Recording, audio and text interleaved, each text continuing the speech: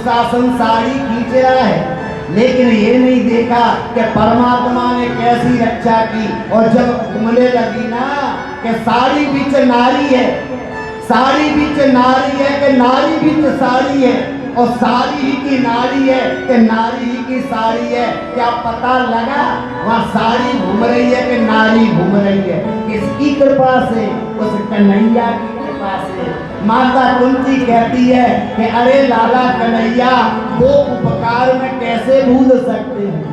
तो मुझे सुख से क्या लेना देना है जब ऐसी परिस्थितियों में तूने हमारी रक्षा। वही पांडव स्वधाम गए, और जब स्वधाम गए, ध्यान देना,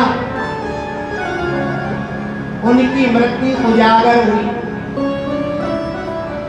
उनका जीवन श्रेष्ठ था, उनका नाम हुआ, आज तक हम उनको याद करते हैं।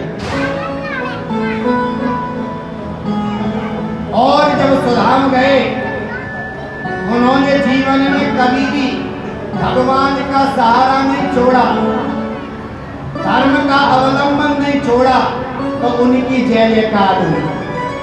कौरवों को कोई याद करता है, पांडवों को सब याद करते हैं। क्यों? क्योंकि उन्होंने धर्म के अवलंबन का सहारा लिया। धन है अच्छी बात है, लेकिन धन के साथ धर्म होना बहुत अच्छी बात है, क्योंकि कल्याण करने वाला धन नहीं, धर्म होता है। धन से आप इस लोक को सुधार सकते हो मेरी मैया, लेकिन धर्म से आप परलोक सुधार सकते हैं। क्योंकि मरने के बाद शास्त्र कहते हैं धर्मानुगो गच्छति जीव एका, धर्म ही साथ जाएगा, बाकी तो सब यही रह जाएगा। कौन कहां तक जाता है, कितना जाता है? शास्त्र कहते हैं कि धनानि भूमौ, अगर आपको धन से प्रेम है, प्यार है, तो अच्छी बात है, सबको होता है, लेकिन धन कहां तक जाएगा? वो तो बैंक में ही रह जाएगा, है? अगर पशुओं से प्यार है, पशु तो जहां बंधे हैं वहीं बंधे रह जाएंगे। और भार्या गृहद्वार जना स्मशाने, अगर पत्नी से प्यार है, पत्नी तो कहां तक जाएगी? घर की देरी तक। और यदि मेरे जैसे यार मित्रों पे तुम्हें कॉन्फिडेंस है, सारा मित्र ये है, सारा मित्र वो है, वो भी नहीं जाएगा, वो जाएगा कितों तक? श्मशान घाट पे रामबाण पर। केवल बाद में कौन जाएगा कि धर्मानुगो गच्छति जीव एका, धर्म ही साथ जाएगा। इसीलिए हमें धर्म करना चाहिए। पांडव गए और राजा परीक्षित को बनाया गया राजा। ध्यान देना मेरी माताओं, बोलो राधे राधे। पीछे वाले नहीं बोल रहे राधे राधे, इधर वाले रह गए, बोलो राधे राधे।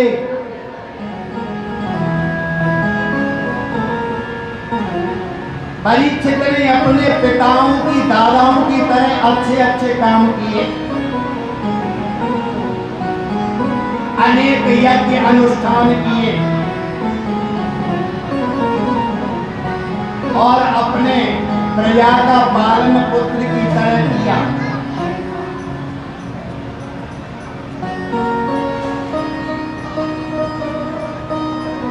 एक दिन की बात है, राजा परीक्षित दिग्विजय यात्रा के लिए घर से निकला, और जब घर से निकला तो रास्ते में उसने एक अजीब घटना देखी।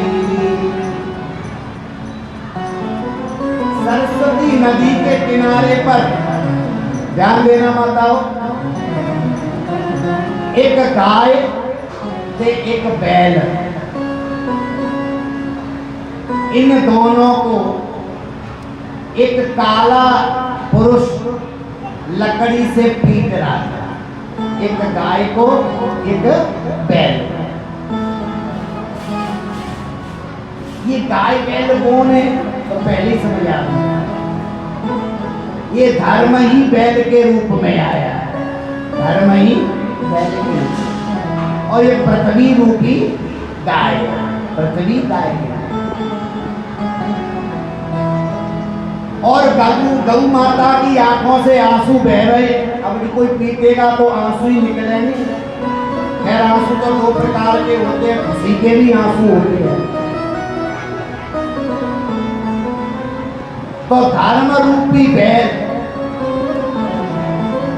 पृथ्वी रूपी जो गाय है, उससे पूछता है कि तेरे को दुख देने वाला कौन है, तो क्यों रो रही है? तो पृथ्वी कहती है कि भगवान कृष्ण ने अपनी लीला समाप्त करके परमात्मा सुधाम चले गए हैं और ये सारा का सारा संसार कलयुग की कुदृष्टि का शिकार हो गया है। कलयुग की कुदृष्टि पड़ गई है, इसीलिए यहाँ पर ठीक से धर्म की मर्यादाओं का पालन नहीं होता। और जो बैल है, धर्म रूपी बैल, वो एक पैर पर खड़ा है। कितने पैर पर? ये बैल के कितने पैर होंगे? 4। ते पृथ्वी रूपी गाय पूछती है कि तेरे 3 पैर किसने काट दिए? ये 3 पैर किसने काटे?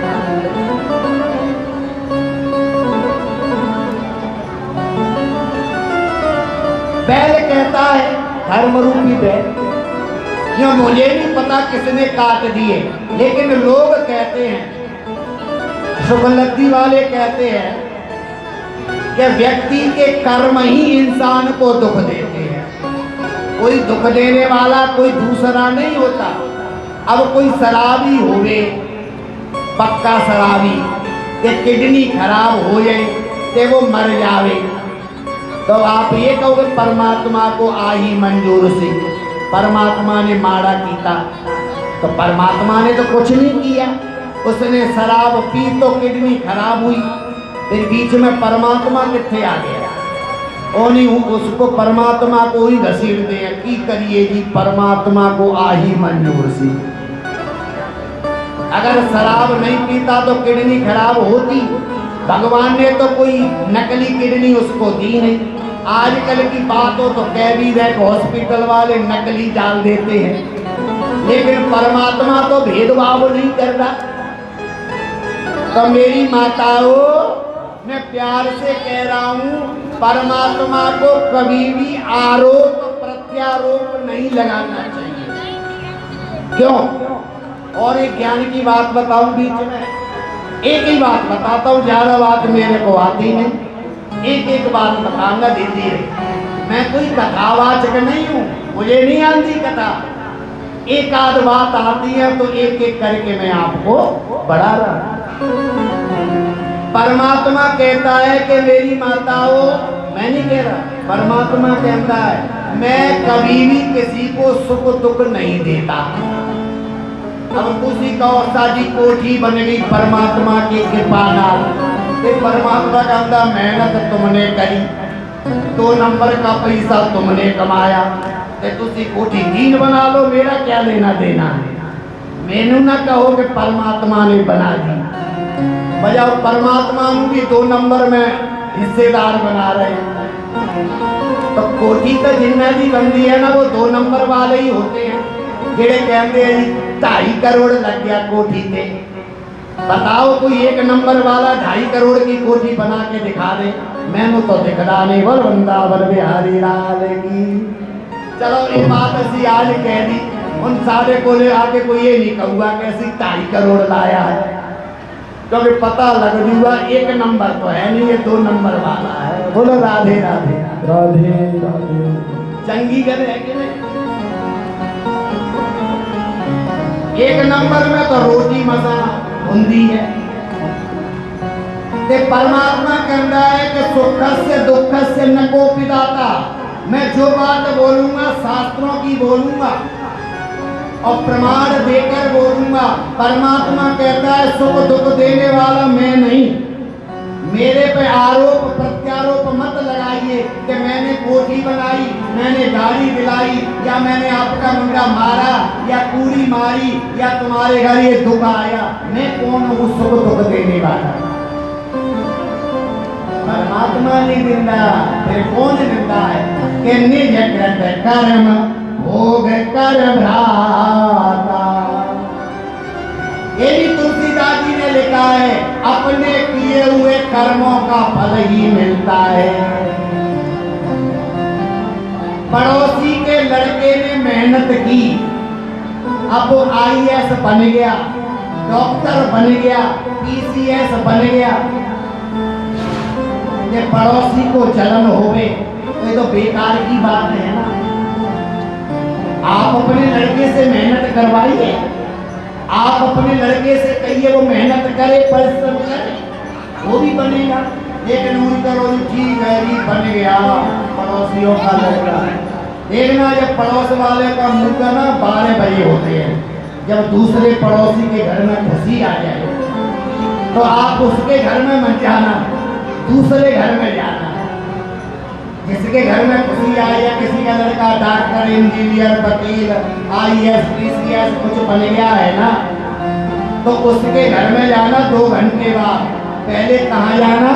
उसके पड़ोस वाले घर में, दाएं बाएं वाले घर में, और जा करके देखना। पहले तो चेहरे पे 12 बज रहे होंगे, हो सकता है 1 ही बज जाए दोपहर का, 12 तो पक्के ही बज रहे होंगे। जी और ठीक है जी, ये आप उन्ना के घरे जाओ पकड़ नहीं है ये उन्ना के लड़के ने वो IAS कर लिया होगा जी, अपने नाम इतना है भाषा ही बदल गया। और ठीक उसी मुंडा कोई है वो जी नहीं, बस ओदा भाग के साथ दे गया, ये नंबर आ गया। मुंडा तो सादा भी पढ़ता सी, इन्हें भी पटियाले तैयारी करी सी कि दिल्ली तक गया, पर चलो ओदा पाके काम कर लिया, कोई दाल पुण्य लग। ये कड़वी सच्चाई है। तो परमात्मा कहता है मैं किसी को सुख दुख नहीं देता, मैं किसी के लड़के को IAS नहीं बनाता। निज कृत कर्म भोग कर भ्राता। अपने किए हुए कर्मों का फल मिलता है। उसने मेहनत करी, 20 घंटे 22 घंटे पढ़ा होगा, तब न वो IAS बनेगा। वही कहते हैं, ध्यान देना प्रसंग पे आ जाओ मेरी माताओं, बोलो राधे राधे। धर्म रूपी बैल एक पैर पर खड़ा है, तो बैल के कितने पैर होते हैं? 4। आइए ज्ञान की बात बताता हूँ। युग कितने होते हैं? 4। सतयुग, त्रेता, द्वापर, कलयुग। और जब सतयुग था तो धर्म रूपी बैलों के 4 पैर थे। 4 पैर कौन कौन से होते हैं? सत्य, तप, पवित्रता, दया है, हो गए 4। सत्य, तप, पवित्रता और दया। जब सतयुग होता है तो धर्म सतयुग के समय में सत्य भी होता है, तप भी होता है, पवित्रता भी होती है और दया भी होती है। जब सतयुग चला गया तो त्रेता आ गया। कहते हैं त्रेता में थोड़ा मोड़ा सत्य भी चला गया, झूठ मूठ शुरू हो गया था बड़ा मोटा। और जब द्वापर आया तो तप भी चला गया, यानी सत्य तप भी, तपस्या करने लगे लोग त्रेता में। और जब द्वापर आया तो केवल पवित्रता और दया रह गई। बोल सद्गुरुदेव भगवान की। और जब द्वापर भी चला गया और अब कलयुग आ गया। कलयुग में तो कुछ नहीं बता, न सत्य है, न तप है, न पवित्रता है, न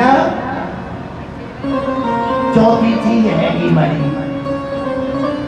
अब तो यदि कहीं कुछ दिखाई देता है तो दया रह गई है। अच्छे भाई अब कहते हैं ना गरीब है मरी दया कर दो, क्यों कह देते हैं? शास्त्र कहते हैं कि दया धर्म का मूल है और पाप मूल अभिमान।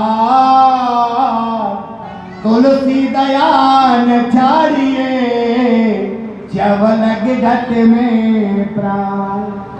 मणि जी अगर कुछ दिखाई दे रही है तो दया दिखाई दे रही है। इसीलिए मेरी माता हो, अब दया रूपी एक पैर रह गया धर्म का, और वो यही कह रहा है कि मुझे नहीं पता कौन कष्ट दे रहा है। और उधर से महाराज राजा परीक्षित निकले दिग्विजय के लिए। जब उन्होंने देखा कि कोई गाय और बैल को पीट रहा है तो रुक करके उन्होंने राजा से पूछा कि तुमको कौन पीट रहा है, ये कौन है। ये गाय ने कहा, धर्म रूप यानी पृथ्वी रूपी गाय ने, कि महाराज आप राजा हैं, ये तो आप पूछिए कि हमें कष्ट कौन दे रहा है, ये मारने वाला कौन है जो आपके राज्य में इतना अत्याचार हो। ये तो आप सोचिए। अब इतने में क्या हुआ, तब तो जो वह राजा को क्रोध आया और राजा ने घोड़े से उतरकर उसका परिचय पूछा तो कलयुग पा गया।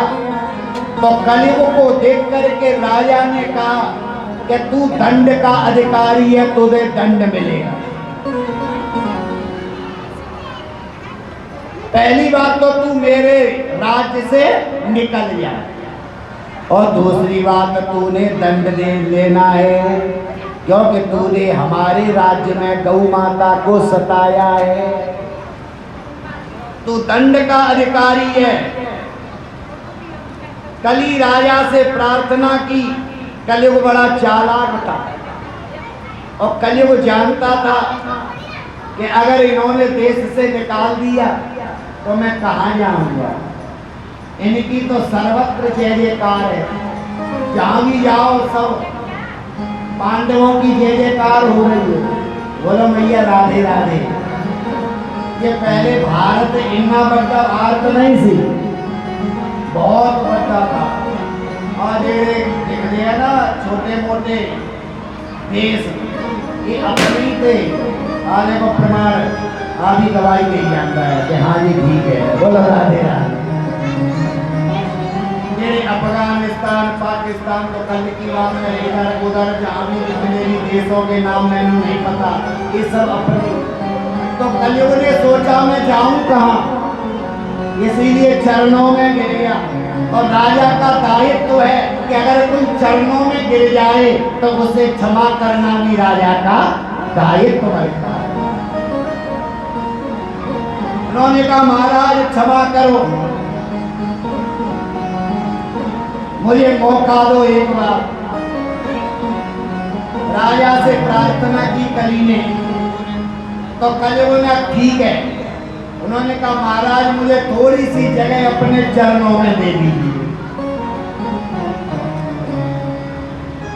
राजा को दया आई और राजा ने महाराज कलयुग को 4 जगह रहने की अनुमति दे दी। कितनी जगह?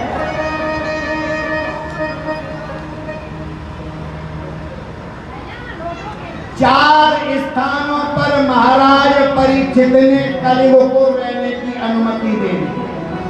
और वो 4 स्थान कैसे हैं, कौन से हैं? राजा ने कहा कि जाओ, आज के बाद तुम्हारा रहन सहन वहां होगा जहां पर लोग जुआ खेलते हैं। जुआरी लोग जुआ खेलते हैं कि नहीं? और जहां जुआ खेलते हो ना वहां देख लेना लोग आपस में कौन से मंत्रों का प्रयोग करते हैं। ऐसे मंत्र बोलते हैं कि आप बोल नहीं सकते, तो वो नहीं कर दे। उत्ते कलयुग रहता है ना, कलयुग करवाता है विराजमान। उन्होंने कहा जाओ पहली जगह जहाँ युद्ध क्रीड़ा जुआरी लोग जुआ खेलते हैं उस जगह को स्वीकार करो। उन्होंने कहा महाराज स्वीकार है, ते मणि जी और जगह दे दो। तब उन्होंने कहा दूसरी जगह ये है कि जहाँ पर लोग मदिरा पीते हैं, मदिरा समझ गए होंगे, जहाँ जाम पिए जाते हैं उस जगह को स्वीकार करो। जो महाराज वो भी स्वीकार है, जो मदिरालय होता है जहाँ लोग मदिरा पीते हैं उससे भी जाके देख लेना। कि कैसी वाणी होती है लोगों की। और तीसरी जगह नारी संग वैश्यालय है, जहाँ वैश्याएं रहती है उस जगह को स्वीकार करो। उन्होंने कहा महाराज मुझे भी वो भी स्वीकार है। और चौथी जगह बताई कसाई खाना, जहाँ कसाई पता ही है क्या करता है कसाई, बोलो राधे राधे, जरूरी है नाम लेना। ये 4 जगह राजा परीक्षित ने दी, लेकिन कलयुग बड़ा चतुर था, चालाक था। उन्होंने राजा के अनुसार शहर स्वीकार कर लिया, लेकिन दोबारा प्रणाम किया कि महाराज जो आपने दी मुझे स्वीकार है, मैं कोई इसमें नुक्ताचीनी नहीं करता, लेकिन 4 घर तो मेरे वास्ते कम